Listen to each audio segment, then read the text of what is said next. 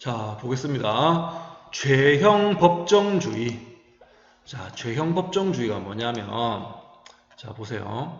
여러분들, 우리 민법에서도 무슨 주의 막 이런 거 있었지. 뭐, 예를 들면, 소유권, 절대 원칙, 그 다음에 계약 자유의 원칙, 과실책임, 그런 원칙들이 있었죠. 자, 형법에서 제일 중요한 원칙은 죄형 법정주의입니다. 이 말 그대로 어떻게 되냐면 죄형 법정주의는 범죄와 형벌은 반드시 뭘로 정해져 있어야 된다? 형법에 정해져 있어야 된다 이 말입니다. 다시 범죄와 형벌은 법, 특히 무슨 법? 형법에 정해져 있어야 된다 이런 말이야. 자, 그래서 다시 교과서에 있는 말로 한번 정리해 볼게요. 어떤 행위를 범죄로 처벌하려면 범죄와 형벌이 반드시 법률로 정해져 있어야 한다. 이때 법률은 국민의 대표기관인 국회의원이 만든 형법을 얘기합니다. 형법. 아까 얘기했죠, 형법.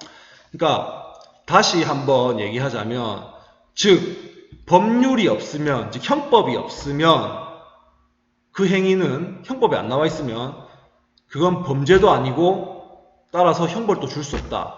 법률이 없으면 범죄도 없고 형벌도 없다라는 겁니다. 이해되겠습니까? 자, 이런 죄형 법정주의라는 원칙이 나오게 된 가장 큰 이유는 이겁니다. 등장 배경 보세요. 국가나 왕이 자의적인 형벌권 행사로부터 국민의 자유와 권리를 보호하기 위한 근대 원칙이다. 그러니까 국가나 왕이 자의적으로 자기 마음대로 국민들, 시민들한테 형벌권을 행사하는 것을 막기 위한 원칙이 죄형 법정주의예요. 그러니까 여러분들 생각해 보세요. 옛날에는 왕이나 국가나 이런 권력자들이 어떻게 했어요? 시민들 함부로 죄 덮어 씌워가지고 잡아가두고 형벌 부과하고 심지어 죽이고 이렇게 했었잖아. 근데 이제 근대 이후로는 야, 함부로 범죄 만들고 형벌 내리지 마. 이게 바로 죄형 법정주의라는 겁니다. 알겠습니까? 그러니까 예를 들면 옛날에는 이따 치자. 어떤 사람이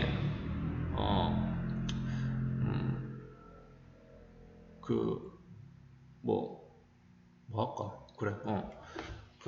왕궁에다가 그냥 장난으로 돌을 던졌어. 근데 이제 왕이 그걸 본 거라. 그럼 열받으면 왕이 어떻게 합니까? 저거 지금 저거 나를 모독하는 거다. 처형해라. 이런 식으로 했었어. 옛날에는. 근데 지금은 어때? 아무리 왕이라도 그 사람이 왕궁에다가 돌을 던졌다. 그러면은 사형에 처한다. 그런 법 없잖아요. 그런 형법 없잖아요. 그러면 그게 아무리 왕 입장에서 나쁜 행위고 되게 모욕적인 행위더라도 그걸로 처벌할 수 있어 없어? 없어요. 왕궁에다 돌 던져가지고 처벌한다는 그런 규정이 형법에 안 나와 있기 때문이야. 이해되겠습니까? 자, 그래서 여러분들 이거는 외워야 돼. 법률에 안 나와 있으면, 형법에 안 나와 있으면 범죄도 없고 형벌도 없다 이런 말입니다. 아무거나 죄 덮어 씌워가지고 처벌하지 마라 이런 말이죠. 자, 그러면 죄형 법정주의의 파생 원칙들에 대해서 한번 알아봐야 될 것 같은데요. 이것도 중요하거든요. 시험에 자주 나오기 때문에. 자, 첫 번째가 뭐냐면 관습형법의 금지 원칙입니다. 관습형법 금지 원칙. 자, 관습이란 말은 뭐야?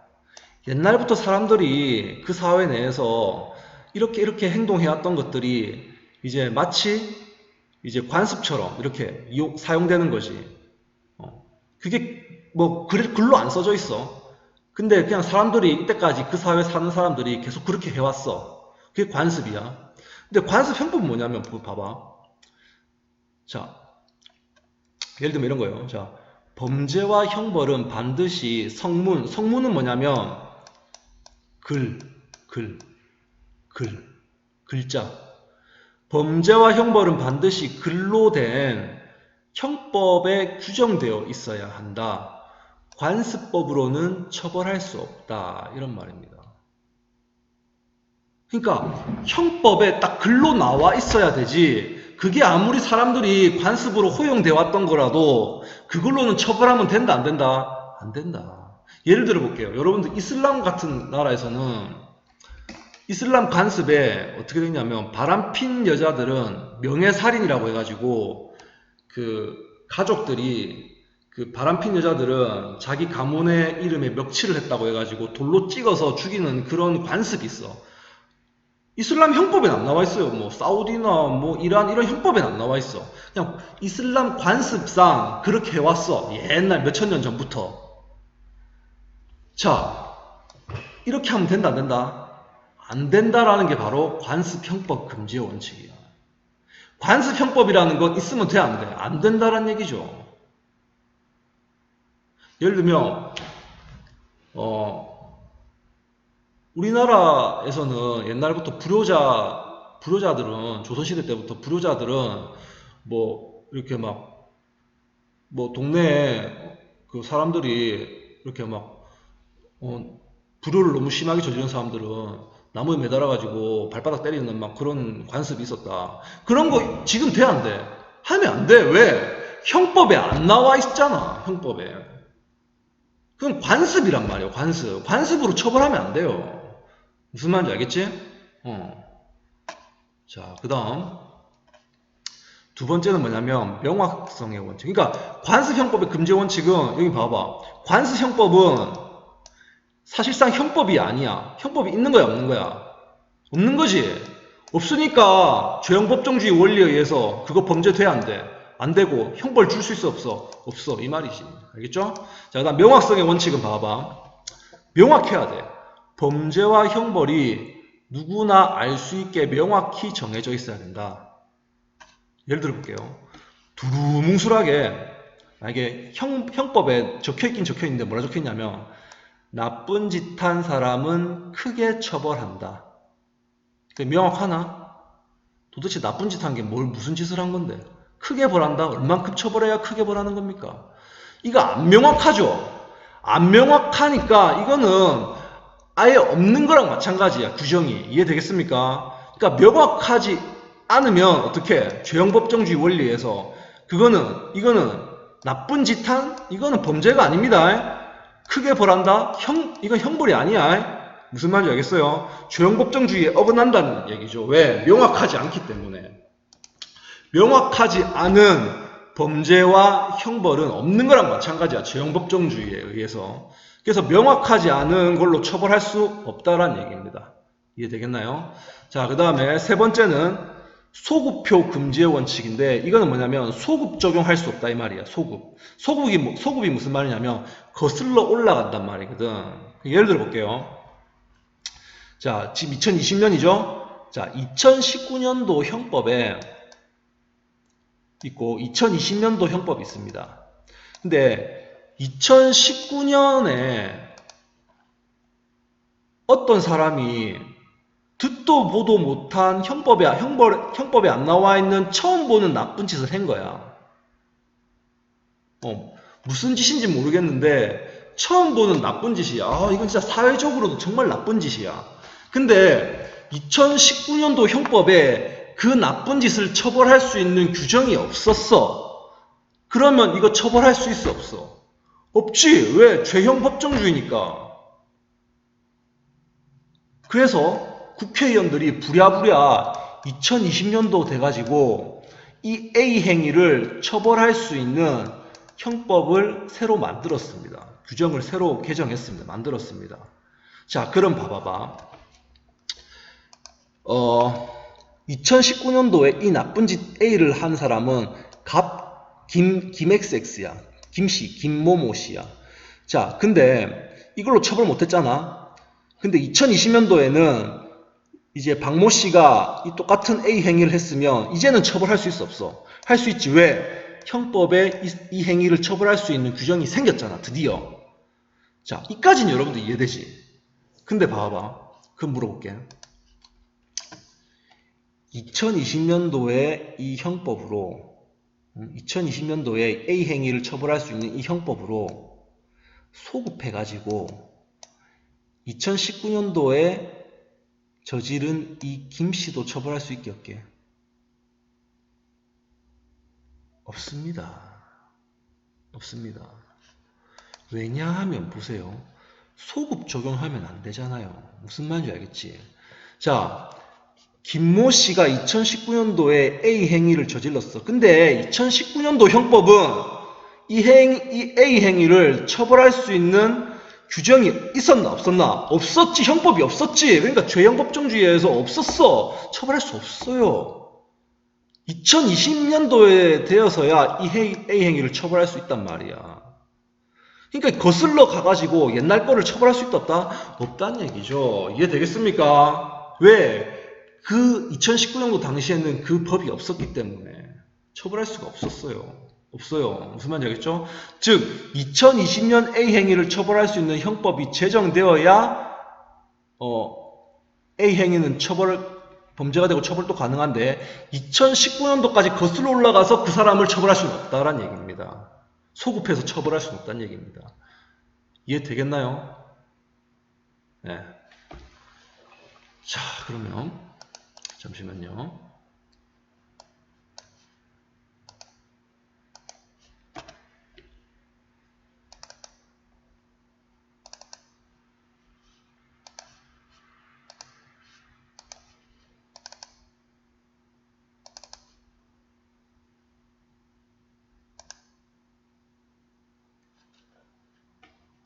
자, 그 다음 마지막.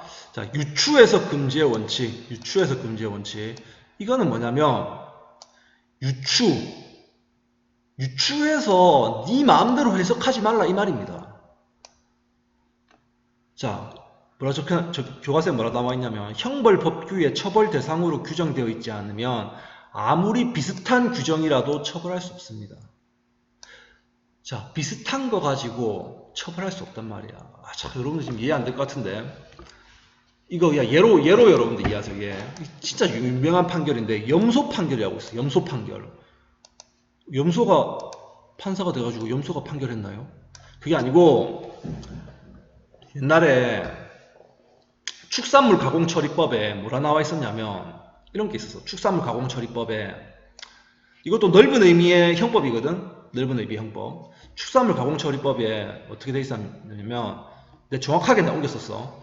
옛날 축산물 가공처리법이야.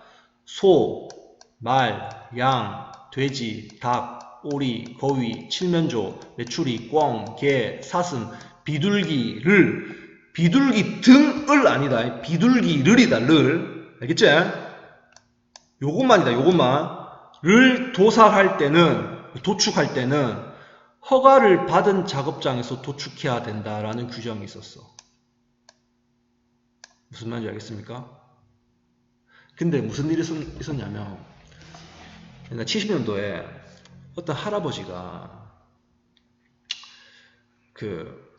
이제 염소를 키우다가 산에 사는 할아버지였는데 등산로 근처에서 이 염소를 이제 도축해가지고 잡아먹으려고 흑염소 그때 막 떴거든. 그래서 막 잡아먹으려고 흑염소를 도축을 한 거라. 칼로 막 이렇게 막 해가지고. 근데 그걸 등산객들이 봤어. 막 징그럽지, 잔인하지. 그래서 등산객 중에 한 명이 경찰에 신고를 했어. 잡아가지고 이게 재판에 넘겨졌어요. 형사재판에 넘겨졌어. 뭘로? 축산물 가공법 처리법 위반이라고. 검사가 봐봐. 소, 말, 양, 돼지, 닭, 오리, 거위, 칠면조, 메추리, 꿩, 개, 사슴, 비둘기를 도축할 때는 등산로 같이 이렇게 사람들 많이 타는 데서 혐오감 있게 막 이렇게 도축하면 안 된다라고 돼 있는데 지금 그 할아버지가 이 축산물 가공 처리법을 위반했다고 재판에 넘긴 거라. 검사가. 근데 이제 이 아저씨의 변호사가 뭐라고 얘기했게? 어이 검사. 지금 우리 이 피고인은 그 할아버지는 봐봐 축산물 가공 처리법을 위반한 게 아니다. 봐봐 축산물 가공 처리법에 보면은 소, 말, 양, 돼지, 닭, 오리, 거위, 칠면조, 메추리, 꿩, 개, 사슴 비둘기를 도축할 때만 허가받은 작업장에서 해야 된다라고 돼 있지. 이 할아버지, 내 피고인 이 할아버지가 그때 도축한 거는 염소다, 염소. 그러니까 이 축산물 가공처리법으로 처벌할 수 없다라고 했죠. 그때 검사가 뭐라 얘기하냐면 이렇게 얘기했습니다. 진짜로 이렇게 얘기했어. 야, 염소인 거 알겠어. 근데 염소는 뭐랑 비슷하게 생겼어? 양하고 비슷하게 생겼지? 염소도 매 이라고 양도 매 이렇게 하잖아. 비슷하게 생겼잖아. 생각도 비슷하게 생겼잖아. 그러므로 염소도 양과 비슷하게 생겼기 때문에 유추해서 처벌할 수 있다라고 이렇게 주장한 거야. 근데 판사는 어떻게 판결 내렸게? 무죄 판결 내렸죠. 검사가 염소도 양과 비슷함으로 처벌할 수 있다고 주장했지만 재판부에서 죄형 법정주의상 유추해석이라고 무죄 판결했다. 대법원에서. 이해되겠습니까? 아니, 염소를 처벌하는 규정이 여러분들 없잖아요. 그러면 죄형 법정주의에 지금 이게 범죄도 아니고 그거 따라서 형벌도 줄 수 없는데 그걸로 처벌하면 돼, 안 돼? 안 된다라는 거야. 아무리 비슷해도 안 된다 이거야. 무슨 말인지 알겠습니까? 물론 지금 바뀌었죠. 어떻게? 여기 염소도 적혀있고 등 이렇게 바뀌었어요. 이해 되겠나? 지금은 처벌할 수 있어. 근데 이때는 염소 안 나왔기 때문에 처벌할 수 없어요. 무슨 말인지 알겠지? 이게 그 유명한 염소 판결입니다. 그 다음에 한 개 더 남았는데 요거는 다음 영상에서 할게요.